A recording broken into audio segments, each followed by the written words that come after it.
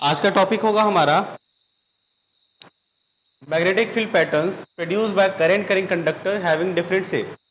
पिछले क्लास में हमने बात किया था ऑस्टर्ड एक्सपेरिमेंट पे, और ऑस्टर्ड एक्सपेरिमेंट से कंक्लूजन ये निकल के आई थी सामने कि जब भी किसी कंडक्टर से करंट फ्लो करती है तो कंडक्टर अपने आसपास मैग्नेटिक फील्ड बना लेता है। और ये पता कैसे चलता था, उसके करीब में अगर आप कंपास निडल को रखते हैं तो उसमें डिफ्लेक्शन प्रोड्यूस होता है, और वो डिफ्लेक्शन हमें इस चीज को बताता है कि उसने मैग्नेटिक फील्ड सेंस किया है। और वो मैग्नेटिक फील्ड कौन बना रहा होता है? कंडक्टर से फ्लो हो रहे करंट, मतलब कंडक्टर बना रहा होता है, लेकिन कब? जब उसमें करंट फ्लो कर रहा होता है। ठीक है, और हमने कंक्लूजन ये निकाल रखी थी पहली कि करंट कंडक्टर अपने आसपास मैग्नेटिक फील्ड बनाएगी। दूसरा कि अगर आप करंट के डायरेक्शन को रिवर्स कर देते हैं तो मैग्नेटिक फील्ड के डायरेक्शन भी रिवर्स हो जाते हैं।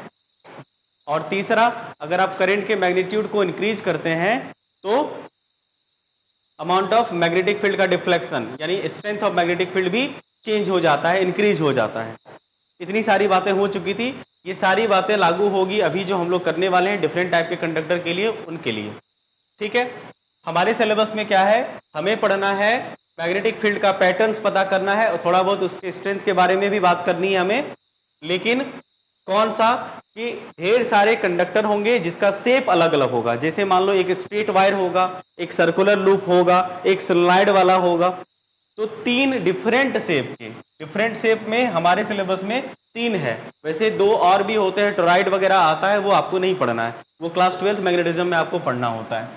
ठीक है, तो तीन डिफरेंट शेप के कंडक्टर हम लोग लेंगे और उसमें करंट फ्लो करवाएंगे। और जब उसमें करंट फ्लो करेगा तो मैग्नेटिक फील्ड तो बनेगा ही बनेगा, लेकिन उसमें मैग्नेटिक फील्ड के पैटर्न्स कैसे होंगे ये चीजें हमें पता करनी है। क्लियर है? ठीक, तो कौन कौन से वो कंडक्टर हैं, आइए उसके बारे में हम लोग देखें कि वो कौन कौन से तीन कंडक्टर, थ्री डिफरेंट टाइप्स के कंडक्टर होंगे जिसका शेप अलग अलग होगा। पहला है आपका स्ट्रेट कंडक्टर, स्ट्रेट कंडक्टर।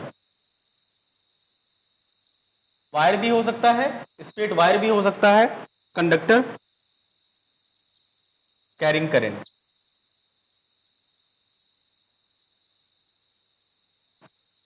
दूसरा आपका होगा सर्कुलर लूप या सर्कुलर कॉइल भी कह सकते हैं, सर्कुलर लूप कैरिंग करंट।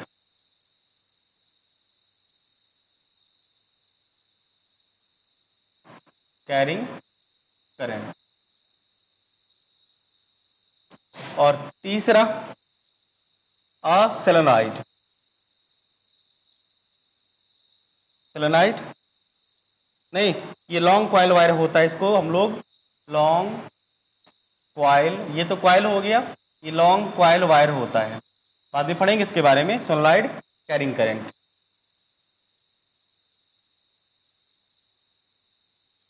आपके सिलेबस में तीन डिफरेंट शेप में आपके पास अवेलेबल होंगे। एक स्ट्रेट कंडक्टर होगा, स्ट्रेट वायर होगा, दूसरा करंट कैरिंग लूप होगा, ठीक है, और तीसरा सोलेनॉइड होगा। इसमें करंट फ्लो करवाना है हमें और प्रोड्यूस मैग्नेटिक फील्ड के पैटर्न्स देखने हैं, उसका ड्राइंग देखना है, और हम लोग स्ट्रेंथ के बारे में भी बात करेंगे। ठीक है, हालांकि स्ट्रेंथ के बारे में आपसे नहीं पूछा जाता है, लेकिन हम लोग स्ट्रेंथ के बारे में बात करेंगे। और सबसे इंपॉर्टेंट कि उसमें जो मैग्नेटिक फील्ड बनेगा उसका पैटर्न कैसा होगा और मैग्नेटिक फील्ड के डायरेक्शन क्या होंगे, ये दो इंपॉर्टेंट बातों पे हमें ध्यान देना है। क्लियर है? Very good. तो चलिए पहला स्टार्ट करते हैं। पहला होगा हमारा magnetic field due to long straight current carrying conductor. ठीक है, हम लोग करेंगे अब पहला, फर्स्ट नंबर होगा आपका magnetic field due to straight current carrying conductor. एक स्ट्रेट करंट कैरिंग कंडक्टर होगा, एग्जाम पॉइंट ऑफ व्यू से ये तीनों इंपॉर्टेंट है। ठीक है, करंट कैरिंग कंडक्टर, तो सबसे पहले हमें एक स्ट्रेट करंट कैरिंग कंडक्टर लेना पड़ेगा। ठीक है, चलिए हमने मान ली एक स्ट्रेट करंट कैरिंग कंडक्टर, एक स्ट्रेट कंडक्टर लिया है हमने। ठीक है, ये मान लो हमने एक कंडक्टर ले लिया, सीधा लेंथ कितना होगा, लॉन्ग है यहाँ पे देखो, लॉन्ग मतलब ये हुआ कि बहुत बड़ा भी लेंथ हो सकता है, उसके बारे में आपको बात नहीं करनी है।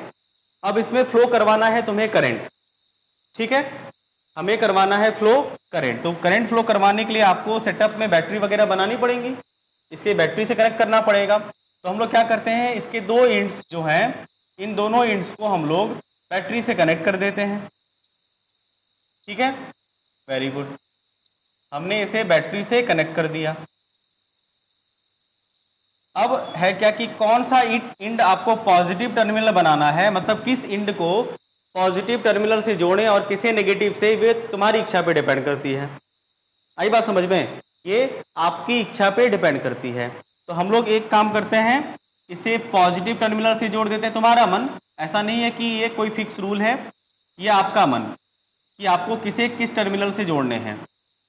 लेकिन ध्यान दो, जिस टर्मिनल से जोड़ोगे उसी हिसाब से वो ट्रीट करेगा, और मैग्नेटिक फील्ड वगैरह का डायरेक्शन भी हम लोग उसी हिसाब से कैलकुलेट करेंगे, ठीक है। तो अगर आपने इसे पॉजिटिव टर्मिनल से जोड़ रखा है, स्विच वगैरह भी लगा दो, स्विच भी लगा दो, की हो गया ये।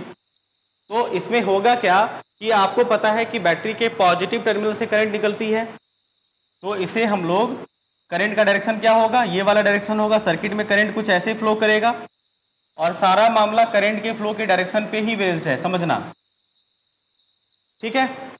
तो वेरी गुड। तो अब क्या होगा, हम लोग देखो, हर करंट करिंग कंडक्टर के लिए हम लोग दो चीजों पे बात करेंगे, एक उसका पैटर्न, एक स्ट्रेंथ, और तीसरा डायरेक्शन। आपके सिलेबस में स्ट्रेंथ पे ज्यादा फोकस नहीं किया गया है, डायरेक्शन और पैटर्न को लेके बात की गई है। तो कोई बात नहीं, हम लोग डायरेक्शन और पैटर्न के साथ साथ स्ट्रेंथ भी फ्री में करवाएंगे आपको।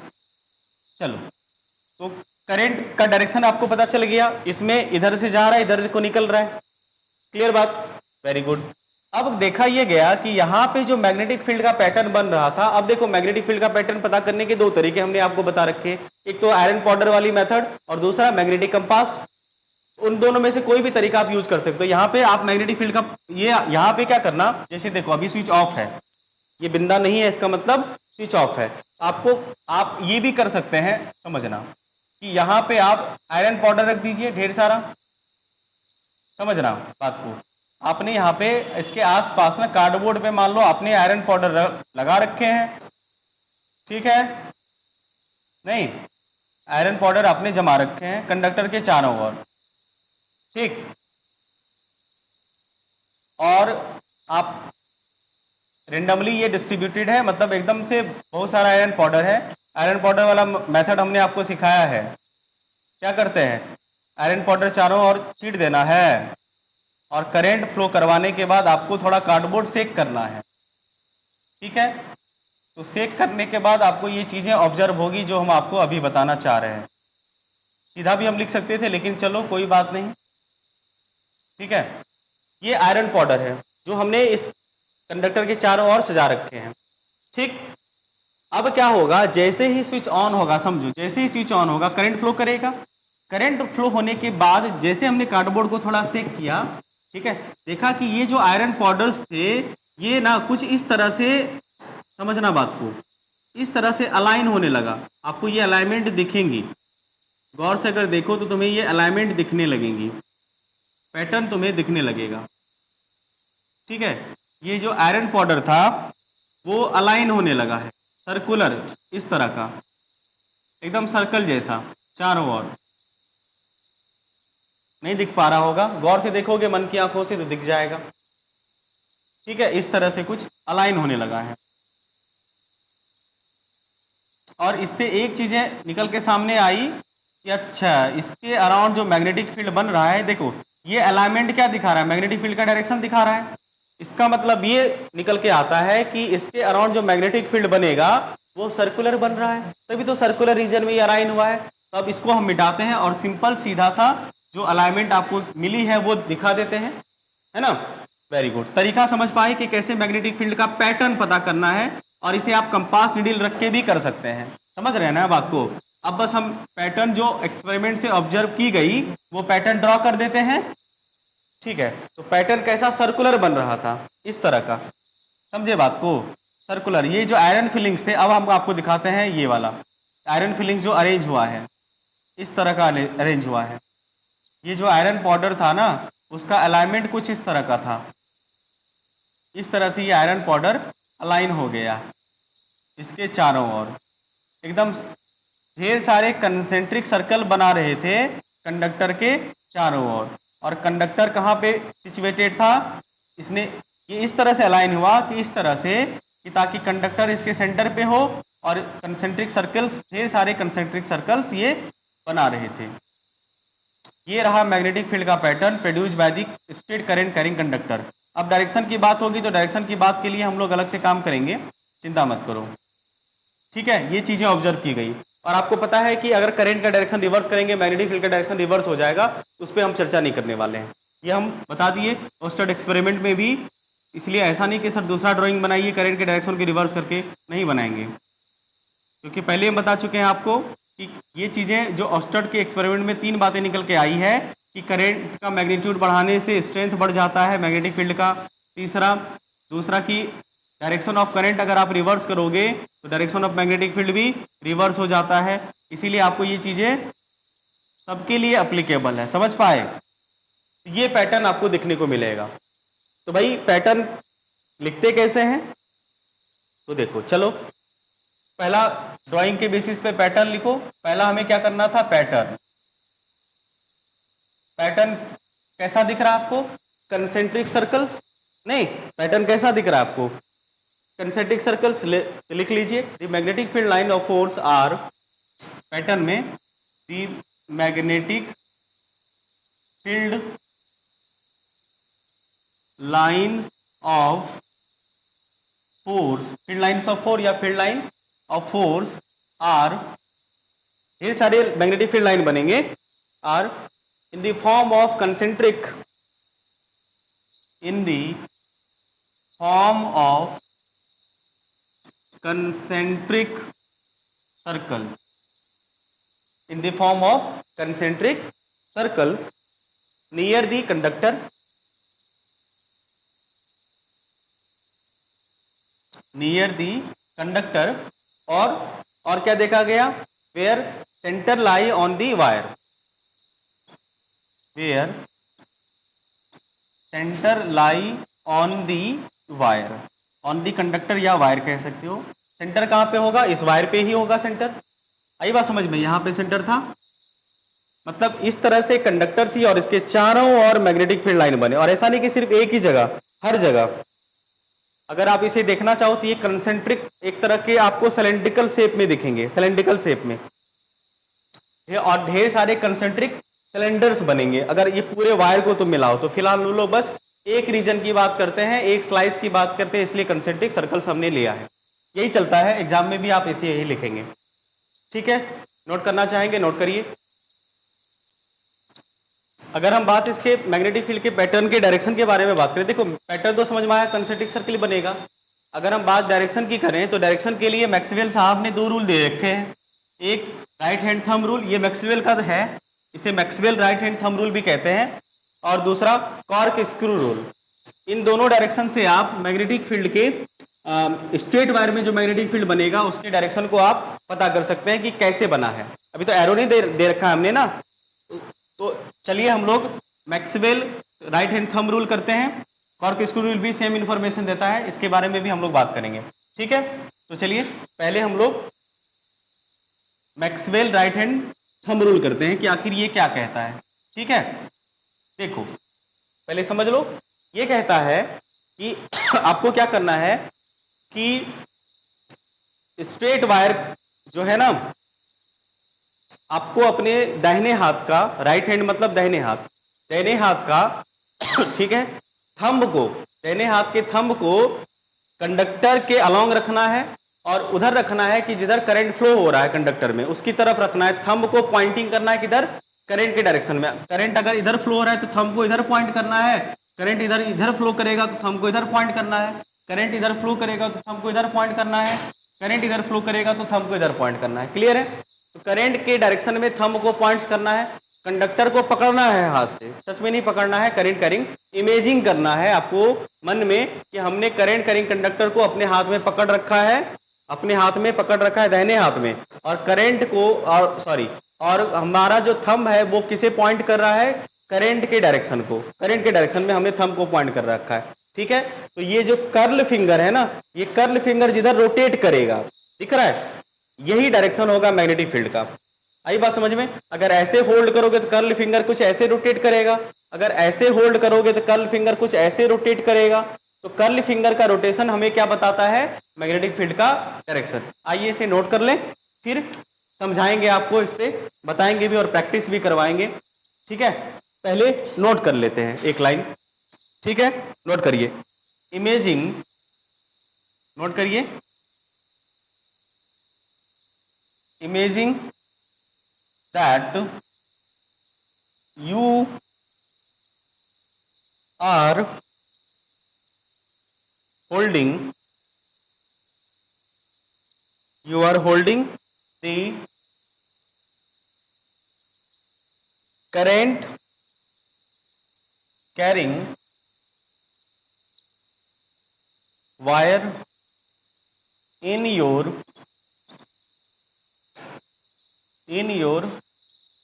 right hand, ठीक है। so that, इस तरह से, so that your thumb points in the direction of current, in the direction of current, then the direction in which your fingers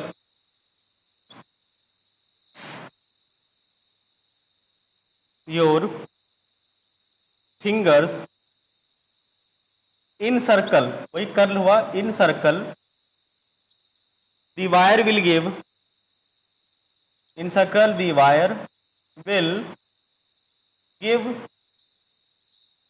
the direction of magnetic field lines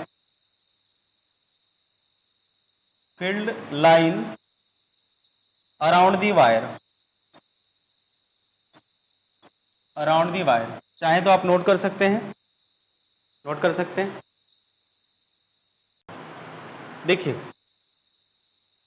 rule ये कहता है, समझ लो, right hand thumb rule क्या कहता है कि आपको imaging करना है कि आपने करंट कैरिंग कंडक्टर को अपने राइट हैंड में होल्ड कर रखा है, ठीक है, राइट हैंड में होल्ड कर रखा है, और आपका जो थंब है वो पॉइंट किसे कर रहा है?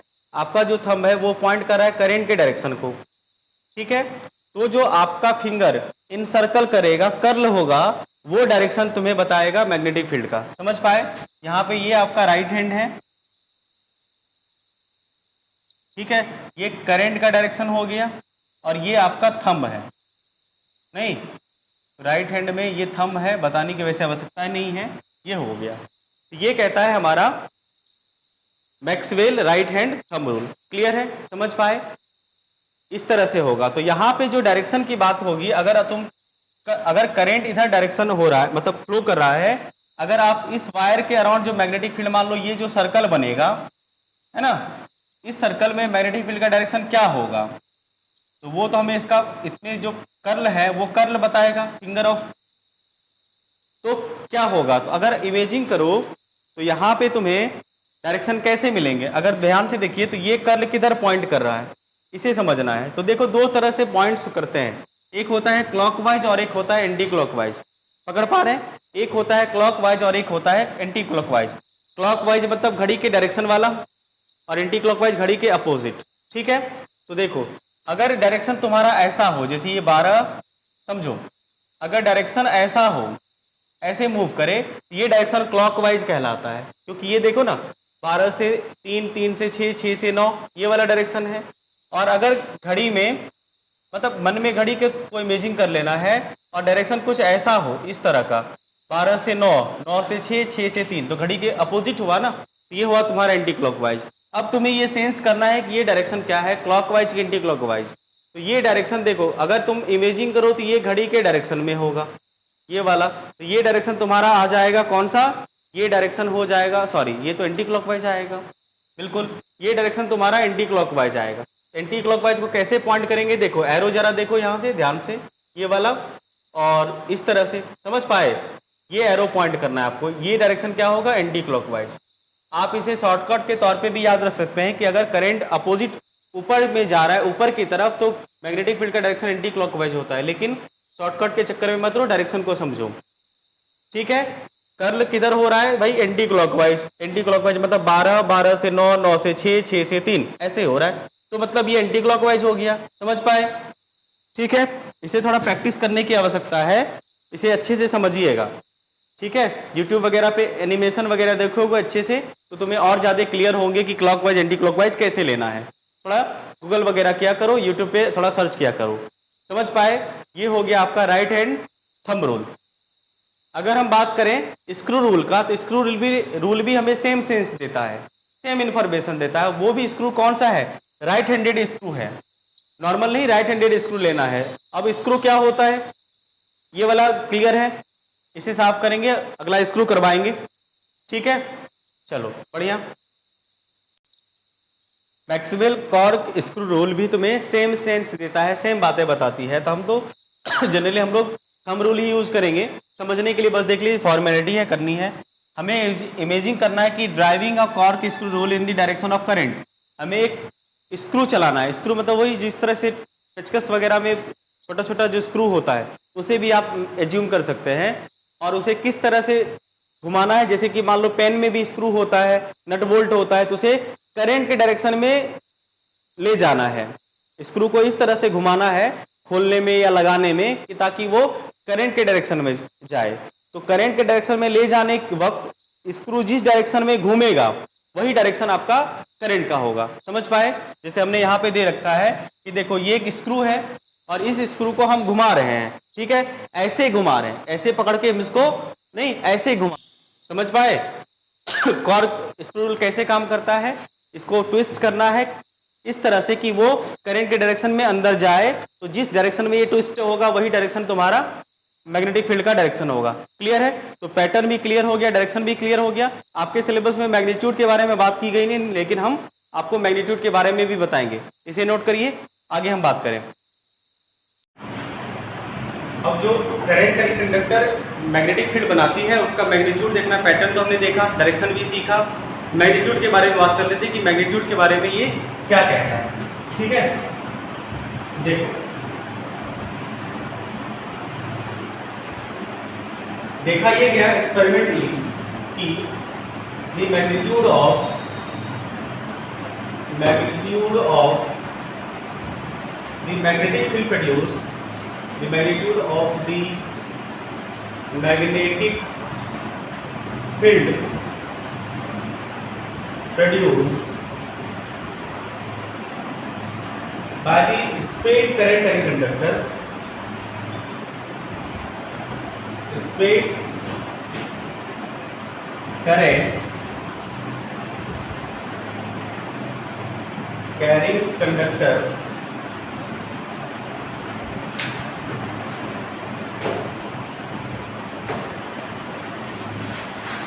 on a given point। देखो हमने पहले भी बता रखा है कि हर पॉइंट पे मैग्नेटिक फील्ड का स्ट्रेंथ अलग अलग होता है, इसलिए गिवन पॉइंट पे दिखाइए गया कि भाई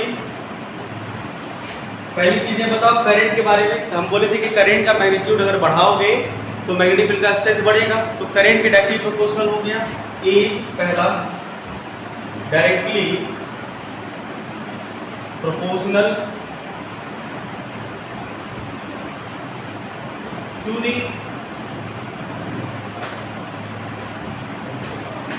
magnitude of current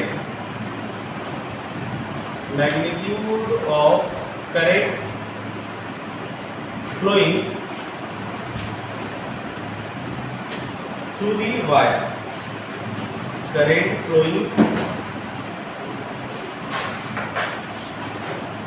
through the wire, wire से करंट जो फ्लो कर रहा था उसके डायरेक्टली प्रोपोर्शनल हो रहा था, है ना। मतलब देखो हमने बताया कि मैग्नेटिक फील्ड जो है वो वेक्टर क्वांटिटी है, directly proportional to current flowing through the wire. मान लो आई करंट फ्लो कर रहा है, ठीक है, तो इसके डायरेक्टली प्रोपोर्शनल हो गया। पहली बात मतलब ज़्यादा करंट होगा तो मैग्नेटिक फील्ड का स्ट्रेंथ भी ज़्यादा होगा। दूसरी चीज़ ये समझ में आती है देखो आप एक बात आप ही बताओ हमें, जैसे मान लो ये कंडक्टर है, अगर इस पॉइंट पे मैग्नेटिक फील्ड के बारे में बात करें, ये मान लो एक लूप, दूसरा लूप, मान लो ये तीसरा लूप बनाया आप ही बताओ, ये मान लो करंट कैरिंग वायर है, इसमें अगर हम इस पॉइंट पे बात करें, जैसे जैसे पॉइंट्स दूर होंगे ज़्यादा डिस्टेंस होगा, अगर वायर से सेंटर ऑफ वायर से अगर गिवन पॉइंट का डिस्टेंस ज़्यादा होगा तो आपको क्या लगता है स्ट्रेंथ ज़्यादा होगा कि कम होगा? कम होगा। दूरी बढ़ने से स्ट्रेंथ घट जाती है ना, तो इसलिए इनवर्सली प्रोपोर्शनल देखा गया। ठीक है। दूसरा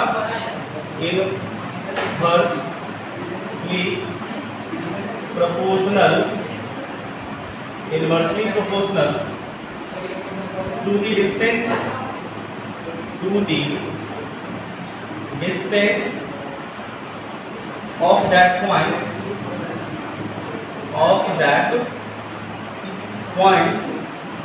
from the wire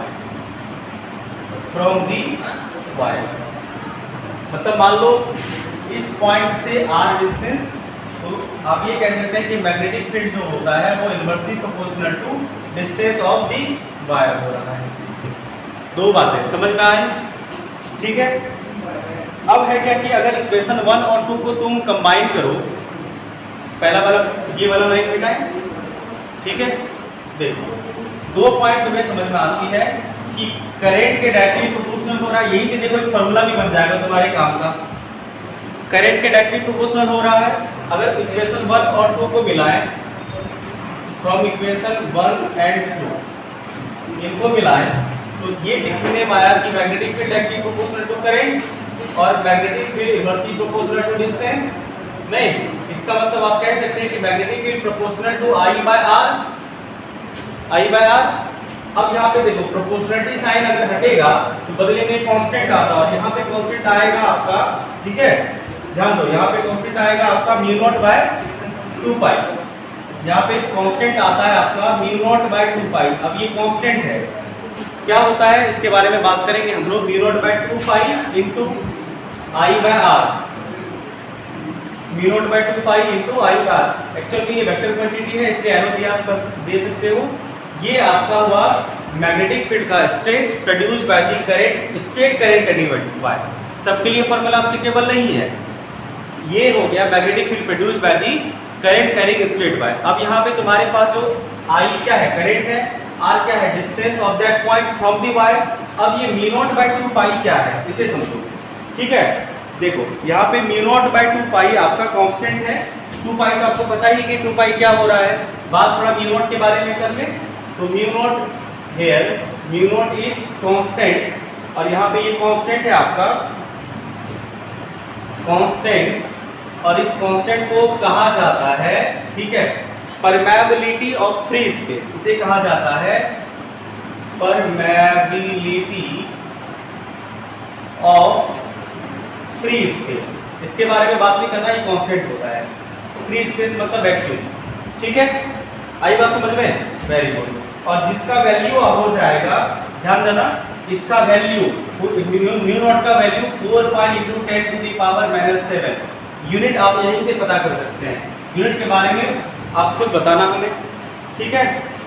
mu naught का वैल्यू, यहाँ पे आपको ये म्यू नॉट का वैल्यू क्या कैरी करना है, 4 pi into 10 to the power -7। Clear है? टेक्निक समझ में आया? बोलो, फॉर्मूले में किसी को कोई दिक्कत? जरा हल्का सा भी नहीं ना। यहाँ पे क्या है, फिर से देख लो फॉर्मूला स्ट्रेट वायर का क्या आएगा। उस जिस पॉइंट पे आपको मैग्नेटिक फील्ड निकालना है, उस पॉइंट का डिस्टेंस कितना करंट फ्लो हो रहा है, और म्यू नॉट बाय 2 पाई, उस पॉइंट पे आपको स्ट्रेंथ पता चल जाएगा। क्लियर है? तो म्यू नॉट का वैल्यू होता है 4 pi into 10 to the power half, और हमने बताया कि स्ट्रेंथ का ये मैग्नेटिक फील्ड का ऐसा यूनिट क्या होता है, टेस्ला। तो टेस्ला यूज करेंगे। समझ पाए? इसे नोट करिए। एक सवाल करेंगे फिर क्लास ऑफ करेंगे।